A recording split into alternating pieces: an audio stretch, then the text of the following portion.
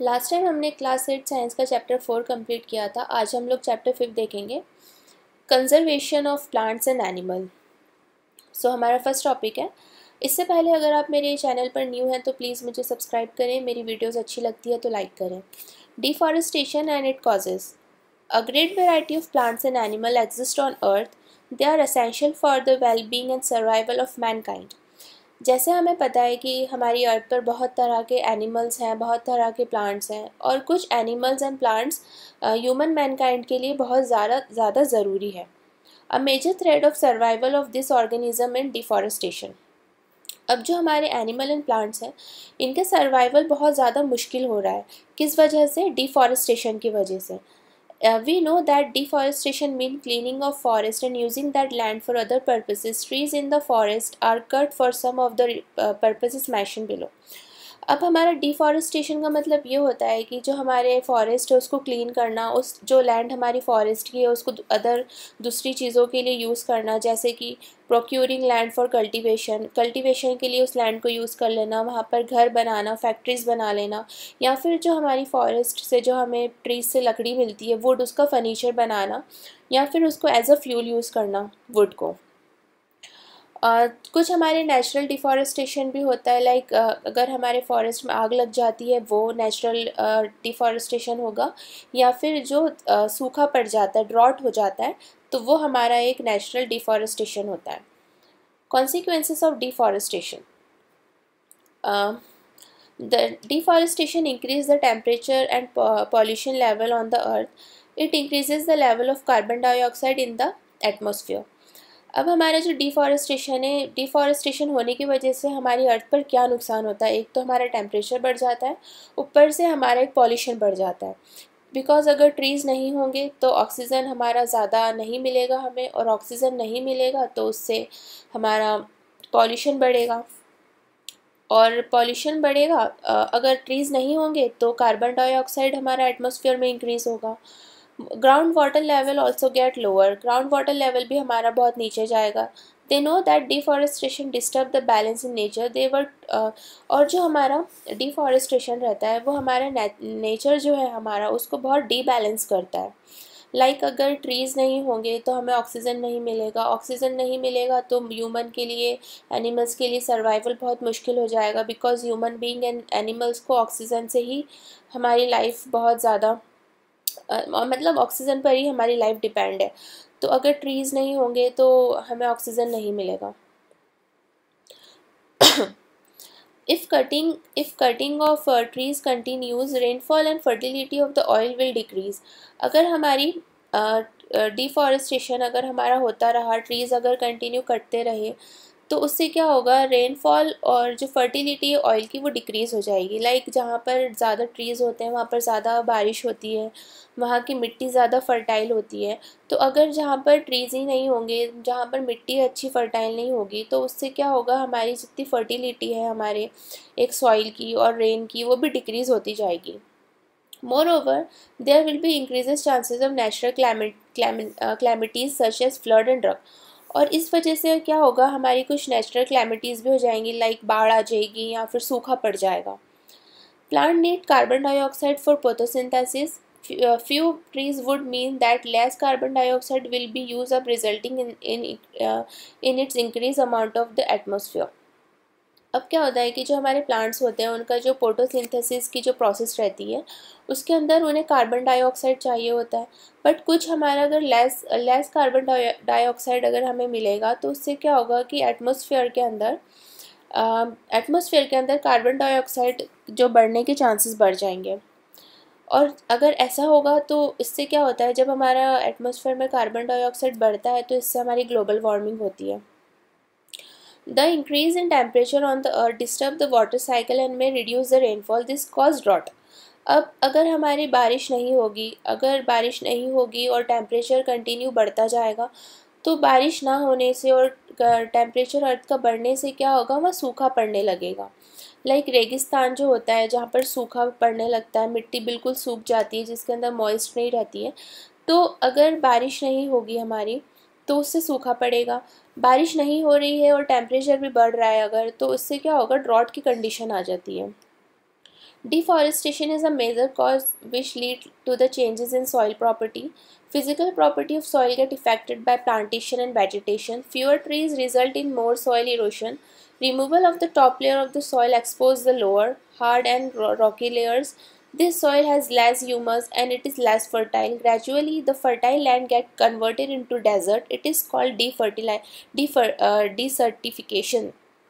Okay so जो हमारा deforestation रहता है इसका मेजर कॉज किस पर होता है, हमारी सॉइल की प्रॉपर्टी पर होता है. फिजिकल प्रॉपर्टी जो हमारी सॉइल की रहती है वो हमारी प्लांटेशन और वेजिटेशन से अफेक्ट करती है. कुछ हमारे सॉइल ऐसी रहती है जिससे हमारा सॉइल इरोशन हो जाता है. सॉइल इरोशन मतलब होता है जो सॉइल की प्रॉपर्टी रहती है वो उसकी होल्डिंग प्रॉपर्टीज़ ख़त्म हो जाती हैं. और अगर होल्डिंग प्रॉपर्टी एक सॉइल की अगर ख़त्म हो गई तो उससे क्या होगा कि जितनी ऊपर टॉप लेयर ऑफ सॉइल रहती है वो सब हमारी वॉश अप हो जाएगी. जब बारिश होगी तो सब निकल जाएगी, जिससे क्या होगा कि एक हार्ड और रॉकी लेयर हमारी सॉइल के नीचे की ऊपर आ जाएगी और वो काफ़ी लेस ह्यूमस रहती है, उसमें मॉइश इतना नहीं रहती है और काफ़ी लेस फर्टाइल रहती है वो. और जब हमारी इस तरह की कंडीशन जब आ जाती है, जब लैंड बहुत लेस फर्टाइल हो जाती है तो वो किस में धीरे धीरे कन्वर्ट होती जाती है, डेजर्ट में. और इस प्रोसेस को हम क्या बोलते हैं, डेजर्टिफिकेशन. इस प्रोसेस को हम कहते हैं desertification. Deforestation also lead to decrease in the water holding capacity of soil. The removal of water from the soil surface in the ground is reduced. जैसे मैंने आपको ऊपर बताया कि डिफॉरेस्टेशन अगर होगा तो हमारी जो वाटर होल्डिंग कैपेसिटी है वो सॉइल की वो ख़त्म हो जाएगी. The movement of water from the soil surface in the ground is reduce.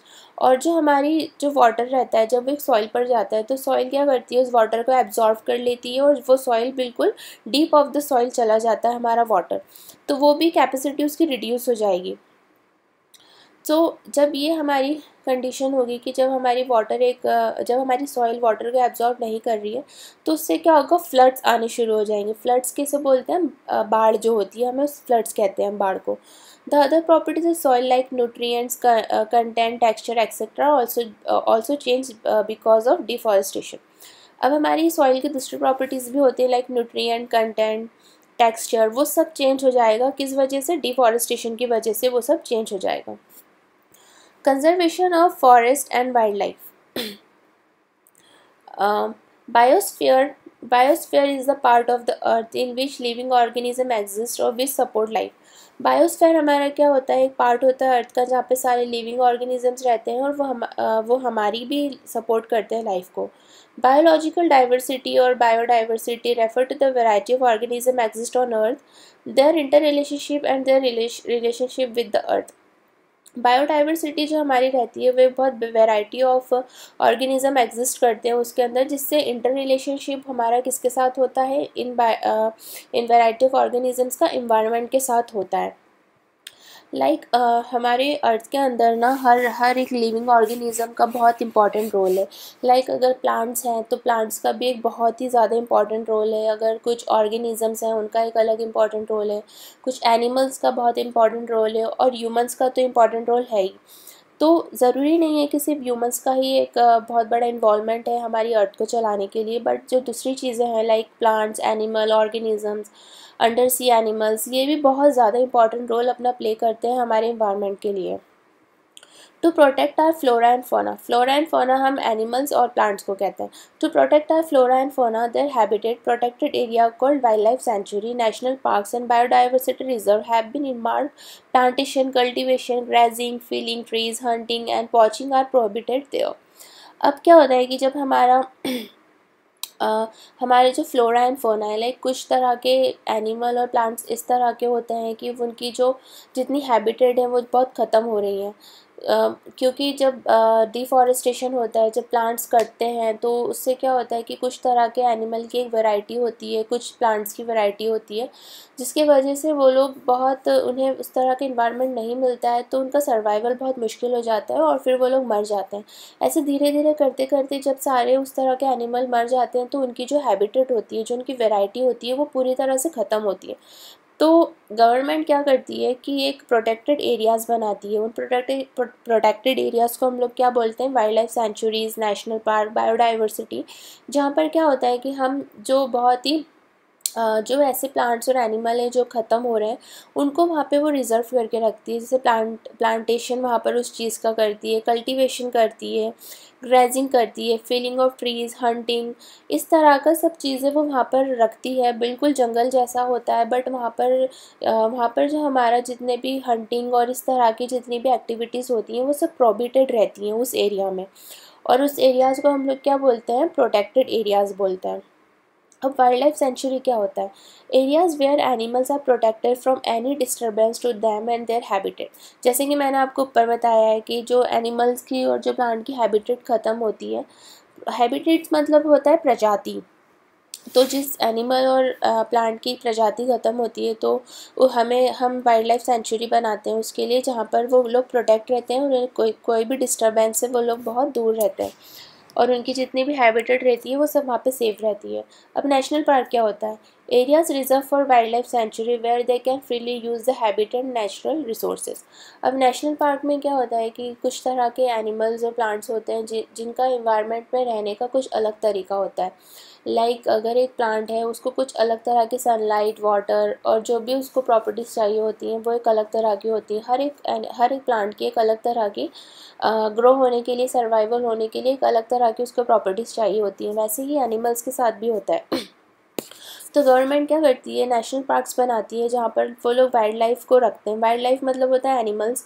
Wild life को रिजर्व करते हैं वहाँ पर जहाँ पर वो फ्रीली रहते हैं। जितने भी नेचुरल रिसोर्सेज रहते हैं वो उनको सब नेचुरल रिसोर्सेज उनको मिलते हैं। Biosphere reserve, large areas of protected land for conservation of wildlife, plants, animal resources and traditional life of the tribal living in this area. अब बायोस्फीयर रिजर्व क्या होता है, ये हमारा वाइल्ड लाइफ सेंचुरी और एनिमल नेशनल पार्क से ये थोड़ा बड़ा होता है। यहाँ पर क्या होता है, बहुत बड़ा लार्ज एरिया होता है जहाँ पर हम लैंड को रिजर्व करते हैं। प्रोटेक्टेड लैंड होता है वहाँ पर जहाँ पर वाइल्ड लाइफ होती है, एनिमल्स होते हैं, वाइल्ड लाइफ होती है, प्लांट्स होते हैं और कुछ इस तरह की ट्राइब्स भी वहाँ पर उस एरिया में रहती हैं। ट्राइब्स हमारे जैसे आदिवासी जो लोग रहते हैं वो लोग भी, उस ट्राइब्स के जो लोग रहते हैं वो भी उस एरिया में रहते हैं। तो जो हमारा बायोस्फीयर है ये बहुत सारी प्लांट्स, एनिमल और ट्राइबल्स के लिए ये बहुत प्रोटेक्टेड एरिया होता है।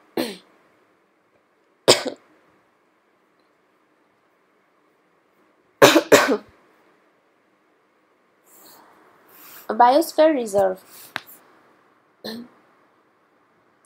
Biosphere Reserve are the area meant for conservation of biodiversity. As you are aware that biodiversity is the variety of plants, animal and microorganisms generally found in an area. Biosphere reserve जैसे मैंने आपको ऊपर बताया है कि वहाँ पर हम लोग वाइल्ड लाइफ को हम लोग प्रोटेक्ट करते हैं, एनिमल्स को, प्लांट्स को और बहुत तरह के माइक्रो ऑर्गेनिज्म हमें इस एरिया में मिलते हैं। The biosphere reserve help to maintain the biodiversity and culture of that area. और जो हमारा बायोस्फीयर रिजर्व रहता है वो हमें किस चीज़ को मेंटेन करने के लिए, हेल्प करने के लिए बनता है, बायोडाइवर्सिटी का कल्चर, और उसको मेंटेन करने के लिए हम लोग इस तरह का एरिया बनाते हैं। A biosphere reserve may also contain other protected areas in it. The Panchmari Biosphere Reserve consists of one national park named Satpura and two wildlife sanctuary named Bori and Pachmari. अब पंचमढ़ी में जो हमारी Satpura hills है वहाँ पर भी एक अलग तरह का नेशनल पार्क बना हुआ है। उस नेशनल पार्क का नाम भी सतपुरा ही है और वहाँ पर दो वाइल्ड लाइफ सेंचुरी भी हैं, एक बोरी और एक पंचमढ़ी। पंचमढ़ी एक मध्य प्रदेश का एक एरिया है जहाँ पर बहुत ज़्यादा ग्रीनरी है, बहुत ही ब्यूटीफुल विलेजेस हैं, जंगल है, बहुत ही ज़्यादा ब्यूटीफुल प्लेस है। अगर आपको कभी मौका मिले तो आप प्लीज़ पंचमढ़ी जाना, बिकॉज़ वहाँ के जो ऑक्सीजन, वहाँ की जो क्लीनिनेस, वहाँ की जो एक सूदिंग एयर है वो बहुत ज़्यादा सूदिंग करती है आपकी ओवरऑल बॉडी को। ये पंचमढ़ी का मैप है। जैसे बोरी यहाँ पर है हमारा, बोरी सेंचुरी, पंचमढ़ी सेंचुरी यहाँ पर है। तो इस तरह का पूरा हमारा मैप है। फ्लोरा एंड फोना। सो फ्लोरा एंड फोना हमारा क्या होता है,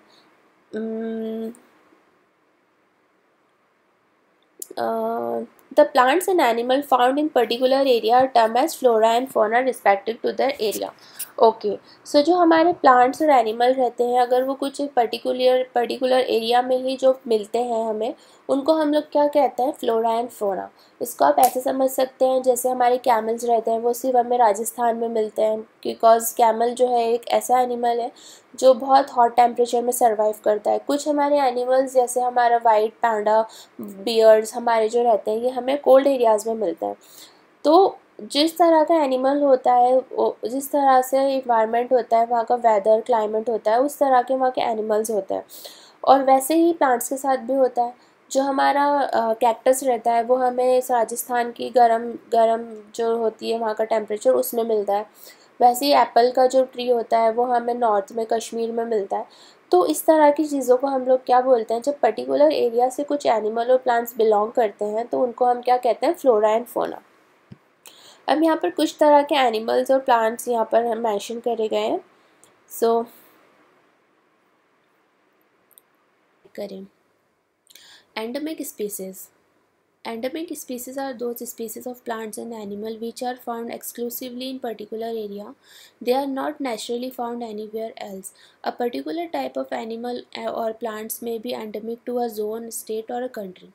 अब एंडेमिक स्पीसीज़ क्या होती हैं, ये प्लांट्स और एनिमल की स्पीसीज़ होती हैं जो एक पर्टिकुलर एरिया पर ही हमें मिलती हैं। वो ज़रूरी नहीं है कि वो कहीं पर भी हो, जहाँ पर नेचुरल हम फाउंड करते हैं नेचर वहाँ पर हो। ये किसी भी पर्टिकुलर एरिया, जोन या फिर स्टेट से ये जो होती है हमारी एंडेमिक स्पीसीज़ ये बिलोंग करती है।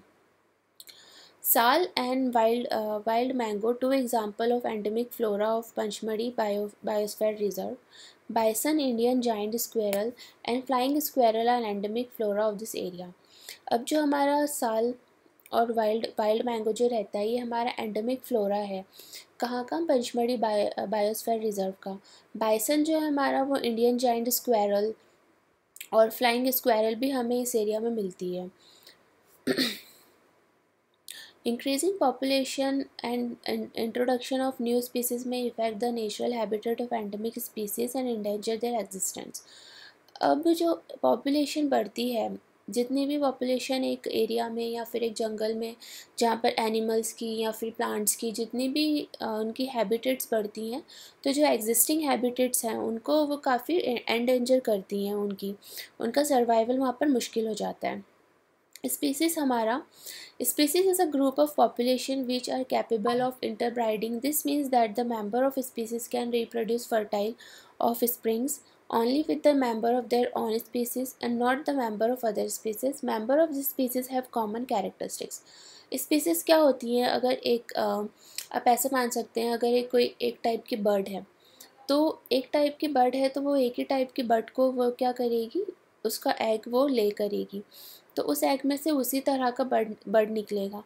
बट ऐसा नहीं होगा कि एक तरह का एक बर्ड है एक टाइप की और वो उसका एग होगा वो दूसरी टाइप का बर्ड होगा, तो ऐसा नहीं होता है। इसको एक पर्टिकुलर स्पीसीज़ कहते हैं कि एक स्पीसीज़ अगर एक तरह का कोई बर्ड है तो वो उसी तरह के बर्ड के बच्चे को वो जन्म देगी। Wildlife sanctuary. Wildlife sanctuary like reserve forest provide protection and suitable living condition to wild animal. He also tell them that other living in wildlife sanctuary are allowed to do certain activities such as grazing by their livestock, collecting medicinal plant and firewood etc. Wild sanctuary क्या होती है, हमारी एक reserve forest जैसी होती है जहाँ पर जितने भी लिविंग कंडीशन और वाइल्ड एनिमल्स हैं इनको ये क्या करती है, प्रोटेक्ट करती हैं। वाइल्ड लाइफ सेंचुरी में कुछ एक्टिविटीज़ अलाउड होती हैं, लाइक रेजिंग होती है, कलेक्शन ऑफ मेडिसिन्स, कुछ हमारी मेडिसिन्स होती हैं जो हमें जंगल में से मिलती हैं, तो और जो फायर वुड्स होती हैं, ये कुछ ही तरह की एक्टिविटीज़ हमारी वाइल्ड लाइफ सेंचुरीज़ में अलाउड होती हैं। National park. National parks these reserve a large diverse enough to protect whole set of ecosystem. They preserve flora and fauna, landscape and historical object of an area. Satpura National Park. Satpura National Park is the first reserve forest of India. The finest Indian teak is found in this forest. There are more than 100 national park in India. हमारा जो national park रहते हैं वो बहुत reserve होते हैं, बहुत reserve करते हैं उसको काफ़ी लार्ज एरिया में, वहाँ पे बहुत डाइवर्स रहती है, बहुत डाइवर्सिटी रहती है वहाँ पर, अलग अलग तरह के एनिमल प्लांट्स और जितना भी इकोसिस्टम है हमारा, लाइक एनिमल्स, जितने एनिमल्स, प्लांट्स, माइक्रो ऑर्गेनिजम्स और बहुत तरह की अलग अलग तरह की हैबिटेट स्पीसीज़, ये लोग वहाँ पर क्या करते हैं, रिजर्व करते हैं नेशनल पार्क्स में। फ्लोरा एंड फौना तो पता है आपको, एनिमल्स एंड प्लांट्स को बोलते हैं। और कुछ कुछ हमारे नेशनल पार्क में हिस्टोरिकल्स ऑब्जेक्ट्स भी रहते हैं। सतपुड़ा नेशनल पार्क जो है वो इंडिया का फर्स्ट रिजर्व फॉरेस्ट है। सतपुड़ा नेशनल पार्क मध्य प्रदेश में प्रेजेंट है, इस मध्य प्रदेश में है वो। और पंचमढ़ी जो आपने बहुत सुना होगा, अगर आपने सुना हो तो, पंचमढ़ी एमपी का हिल स्टेशन है, तो सतपुड़ा नेशनल पार्क वहीं पर ही है।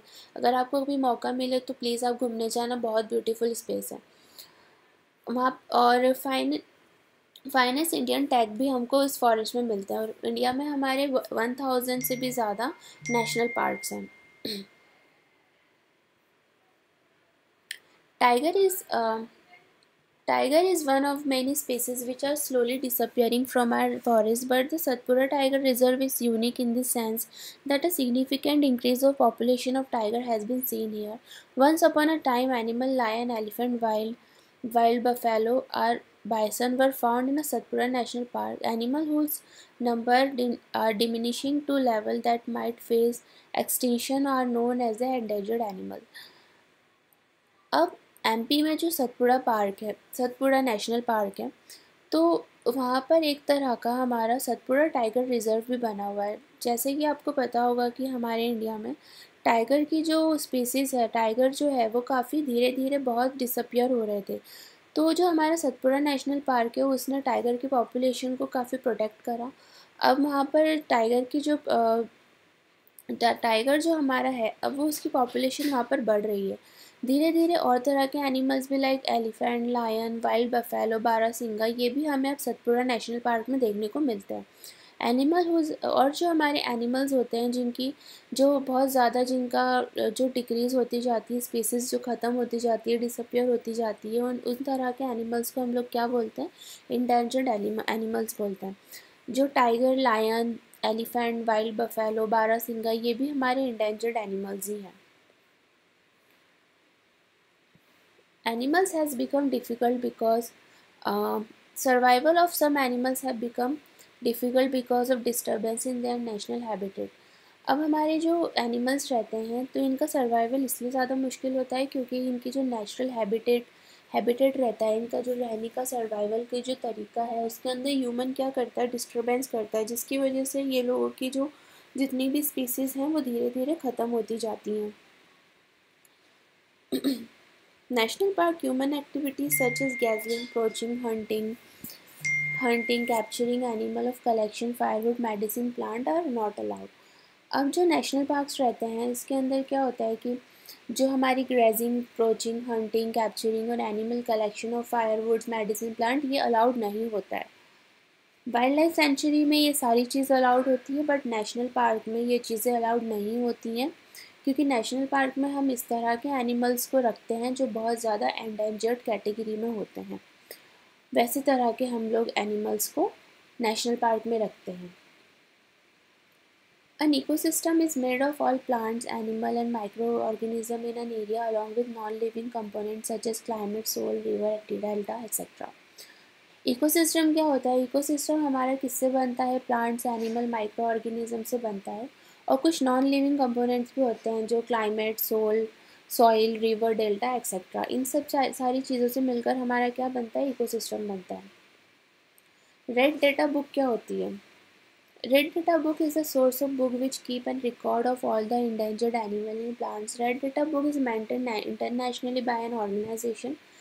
India also maintain Red Data Book for plants animal found in India. Red data book हमारी इस तरह की एक बुक होती है जिसके अंदर हमारे सारे रिकॉर्ड होते हैं, सारे जो भी इंडेंजर्ड एनिमल्स, प्लांट्स किस तरह के हमारे इंडिया में पहले थे, अब नहीं हैं, उन सब का हिस्टोरिकल रिकॉर्ड जिसके अंदर हम रखते हैं, उस बुक को हम लोग क्या कहते हैं? Red data book. इसको आप इस तरह से समझ सकते हैं, जैसे हमारे इंडिया में पहले कुछ तरह के एनिमल्स थे, प्लांट्स थे जो अब नहीं हैं प्रेजेंट में, बट हमको ये पता है कि वो पहले थे, तो हम उन सारे एनिमल्स एंड प्लांट्स का जो भी डेटा है, जो भी हिस्टोरिकल डेटा है, हम उसको किसके अंदर रखते हैं? रेड डेटा बुक के अंदर हम उसका रिकॉर्ड रखते हैं। रेड डेटा बुक जो होती है वो एक इंटरनेशनली भी मेंटेन करते हैं कुछ ऑर्गेनाइजेशन, और हमारे इंडिया की खुद की भी एक अलग रेड डेटा बुक है जहाँ पर सारे इंडिया के जितने भी प्लांट्स और एनिमल्स हैं उनके सबके रिकॉर्ड्स लिखे हुए हैं। Migration birds fly to far away area every during a particular time because of climate change. They fly for laying eggs on the weather in their natural habitat become very cold and inhospitable. Birds who cover a long distance to reach another land are known as migratory birds. Migratory birds, अब क्या होता है कि कुछ तरह की हमारी birds होती हैं जो हमारी वो एरिया टू एरिया वो ट्रैवल करती हैं अकॉर्डिंग टू क्लाइमेट।